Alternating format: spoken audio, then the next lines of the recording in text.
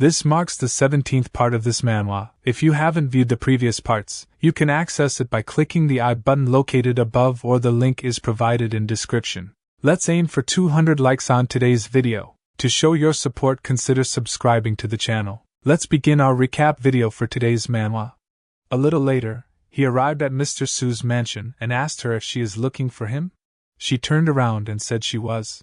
As she glanced at him, he recalled the old memory when he helped the person from the labor hall, and she said that time he's just a handyman, but he's willing to help others. This kind of person is really rare nowadays.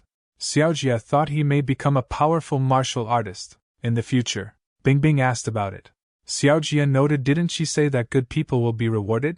Hearing that, she started laughing. Back to the present, she chuckled, recalling the past memories, and stated it really makes sense.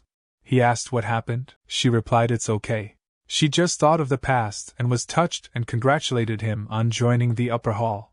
He exclaimed, to be honest, he didn't expect it at all. She noted all the disciples here wanted to enter the upper hall desperately. He doesn't know how lucky he is.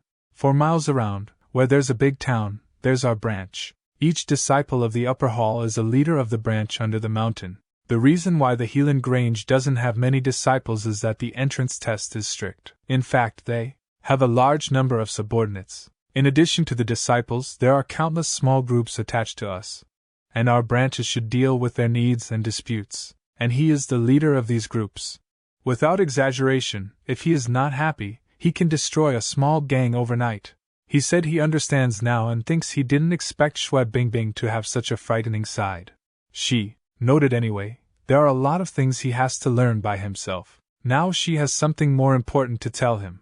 He knows the upcoming entrance test of the upper hall, doesn't he? He replied, of course, but it has nothing to do with him now. She stated, no, it does matter. Master has arranged it. He and she will be in charge of this test. He surprisingly asked him in charge, as he leaves, while thinking he didn't expect that it would be his turn to assess others. At that moment, someone tugs on his clothing from behind, prompting him to turn around, only to find Jixiang standing there. She asked if Bingbing looked for him. Is everything all right? And he doesn't seem happy. He stated, well, it should be a good thing this time. He was about to say something but interrupted by Miaodonga, who noted he is the monkey killer. He came to meet his lover just after getting out of Fang Yongli's place. A girl next to him said, Mr. Miao, it's too bad for him to expose them. Then he notes while laughing it's his fault. He shouldn't have messed up Jinyang's dating. But joy would be multiplied when shared. Why don't he bring her with him? She said he is just a stupid bastard. Qin Jinyang sighed and started laughing at him. Miaodonga's subordinate asked what is he laughing at. He notes he is laughing because you idiots have picked on the wrong person. The person asked the wrong person, who is it? He stated, it's me. They remain silent and think what he is trying to say, and they all started laughing at him. He stated he is afraid he doesn't know the content of the upper hall's entrance test this time. Do he? Do he know why they're all here with him? Because he will become a disciple of the upper hall soon, and he can also get them into it. When he joins the upper hall, you and your lover will stay here forever. If they dare to go out, he supposes he knows the consequence. His subordinate asked if he's just letting him go. Miaodonga asked what's the hurry? They will have fun with him when they enter the upper hall. She worriedly called his name, and he replied by saying don't worry, he won't allow any one of them to get into the upper hall. At night, he was waiting for someone. A little later, someone put their hand on his shoulder and said, as usual, don't look back. He brought 2 important messages this time. The first one is that Mr. Su promoted someone to a disciple of the upper hall exceptionally. Miaodonga exclaimed, what a lucky man. I wonder what method he used. He then asked, what about the second message?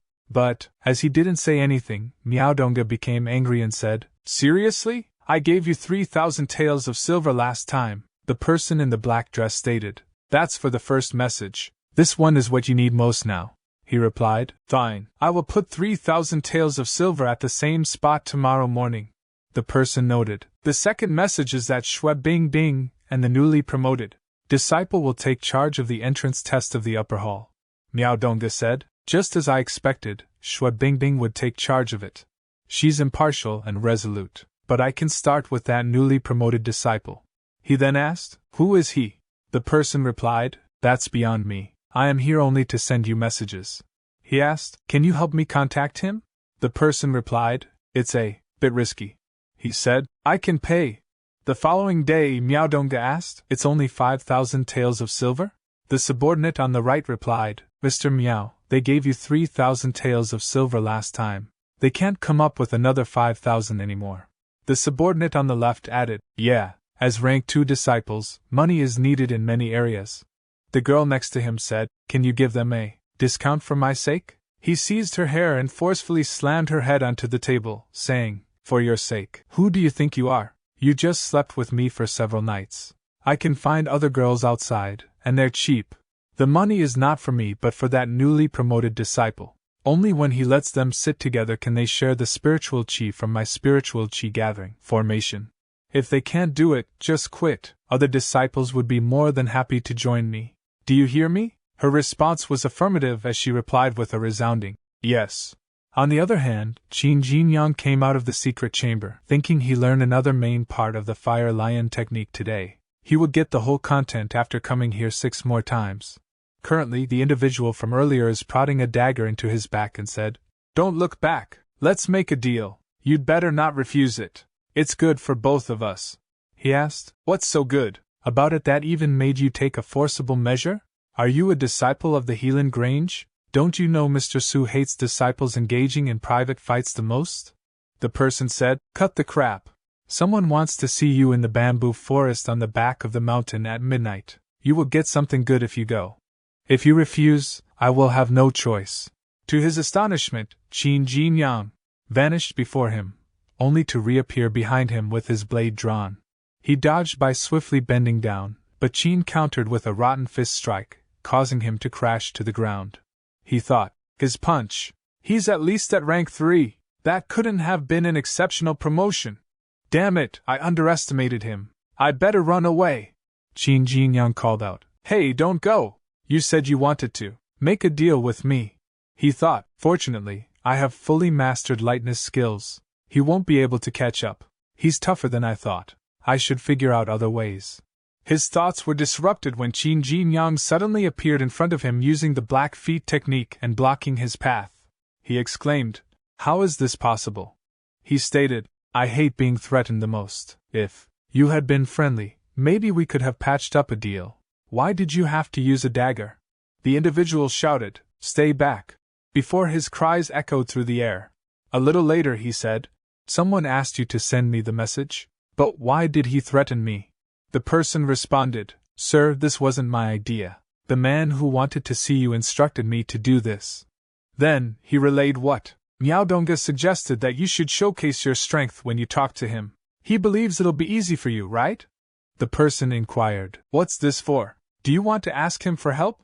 Miaodonga replied, "I understand. When one seeks someone's help, they can't just offer benefits. They must make it clear that they can be harmed at any time. Only then will they truly become their helper." Back in the present, he nodded, acknowledging that he understands.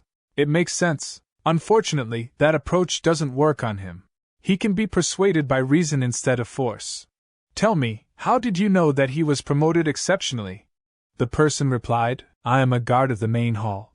Sometimes I overhear when Mr. Su issues orders in the main hall." He then asked, "Then tell me, who wants to see me?" The person noted, "Miaodonga from Wuning Hall." He remarked, "It's him again. What a small world." In the bamboo forest at midnight, Miaodonga waiting patiently.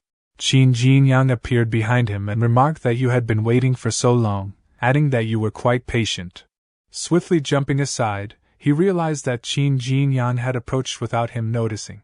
Qin was not simple. He then asked, "Why are you 2 hours late?" Qin Jinyang retorted, "Then why did he ask that man to talk to him that way?" He threw the blood-soaked clothes of the guard, making him nervous. However, Qin Jinyang continued, "Listen, I hate being threatened. If you want to make a deal with me, show me your sincerity. Don't play tricks." He lowered his head before Qin and offered his apologies, saying, "Please forgive me, sir." A system window popped up showing information. If someone has much money to burn and asks you for help by offering rewards, are you willing to help him? He mentioned, "You are quite straightforward, sir. He wants to sit in the center of Wanjun Cave, where the spiritual chi is the richest, and he has 5 companions who want to sit around him."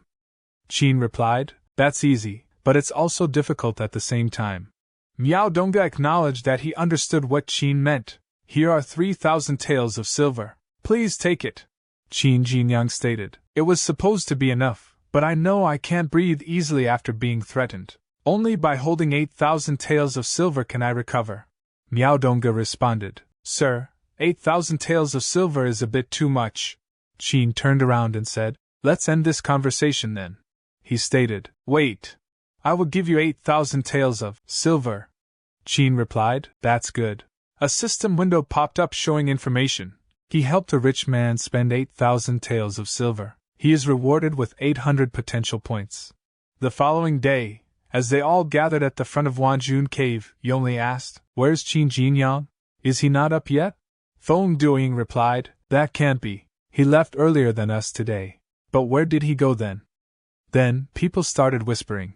It's Miao Dongga from Wuning Hall. One person remarked. I heard he has a unique technique to gather spiritual qi, so he can definitely pass this test. Another added. He's lucky. Those who are following him can rely on him and enter the upper hall then. But why do they look unhappy? Then the girl began to speak, saying that they had sold off their family, assets, and even borrowed money from loan sharks. Her words were interrupted by him, saying, If they don't believe him, they may quit now.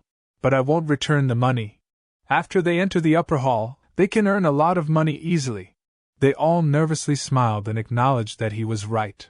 Then, he noticed Yongli and remarked, You might as well go back and sleep, just like Qin Jinyang.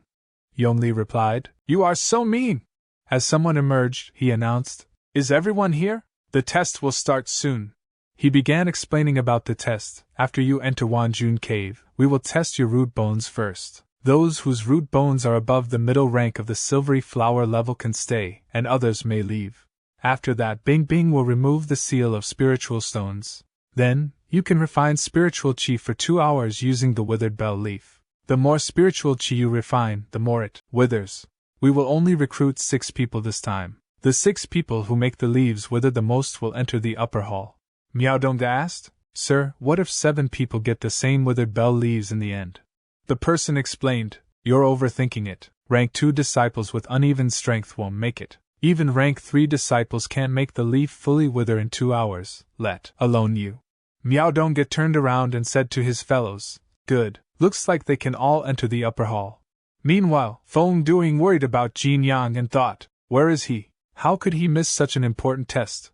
At that moment, Qin Jinyang appeared on stage and asked, Is everyone okay?